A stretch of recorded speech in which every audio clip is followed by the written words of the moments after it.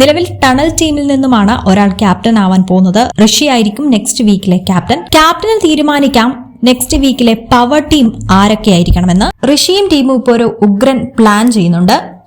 ഒന്നെങ്കിൽ strong players എല്ലാം power ടീമിൽ, അല്ലെങ്കിൽ വീക്ക് പ്ലെയേഴ്സ് എല്ലാം പവർ ടീമിൽ. സ്ട്രോങ് പ്ലെയേഴ്സിനെ പവർ ടീമിൽ ഇടുകയാണെങ്കിൽ പവർഫുൾ ആയിട്ടുള്ളൊരു പവർ ടീം വരും. വീക്ക് പ്ലെയേഴ്സിൽ നിന്നും ആരെങ്കിലും ഒക്കെ നെക്സ്റ്റ് വീക്ക് പുറത്തും പോവും. എന്നാൽ വീക്ക് പ്ലെയേഴ്സിനെ എല്ലാം പവർ ടീമിൽ ഇടുകയാണെങ്കിൽ സ്ട്രോങ് പ്ലെയേഴ്സിൽ നിന്നും, അതായത് ബിഗ് ബോസിലെ ഇപ്പം നിലവിലുള്ള സ്ട്രോങ് ആയിട്ടുള്ള മത്സരാർത്ഥികളിൽ നിന്നും ആരെങ്കിലും ആയിരിക്കും പുറത്തു പോവുക. അഭിഷേകും റസ്മിനും നോറയും ഋഷിയും ചേർന്നിട്ടാണ് പ്ലാൻ ചെയ്യുന്നത്. ടണൽ ടീമിനോടൊപ്പം കളിച്ചതുകൊണ്ട് റസ്മിൻ പവർ ടീമിൽ കയറി രക്ഷപ്പെടാനാണ് സാധ്യത. 7 പേരെ പവർ ടീമിലേക്ക് സെലക്ട് ചെയ്യാനാണ് അവർ തീരുമാനിക്കുന്നത്. അഭിഷേക്, നോറ, റസ്മിൻ ഇവര് 3 പേരും പുറത്തു നിന്നും ശ്രീരേഖ, അൻസിബ, നന്ദന, ശരണ്യ എന്നിങ്ങനെ 7 പേരെ പവർ ടീമിലേക്ക് ആക്കാനാണ് ഇവർ തീരുമാനിക്കുന്നത്.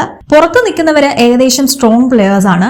7 വീക്ക് പ്ലെയേഴ്സിനെ പവർ ടീമിലേക്ക് ഇടുകയാണെങ്കിൽ 7 വീക്ക് പ്ലെയേഴ്സും ക്യാപ്റ്റനായ ഋഷിയും ആ വീക്ക് എലിമിനേഷനിൽ ഉണ്ടാവില്ല. ബാക്കിയുള്ള 8 പേരായിരിക്കും നോമിനേഷനിൽ വരാൻ സാധ്യത. അവർ 8 പേരിൽ ഒരാളായിരിക്കും പുറത്തു പോവാനും സാധ്യത. അങ്ങനെ സ്ട്രോങ് പ്ലെയേഴ്സിൽ ഒരാളെ പുറത്താക്കാനുള്ള ബ്രില്യന്റ് പ്ലാൻ ആണ് ഋഷിയും ടീമും പ്ലാൻ ചെയ്തുകൊണ്ടിരിക്കുന്നത്. നിങ്ങളുടെ അഭിപ്രായം കമന്റ് ചെയ്യൂ.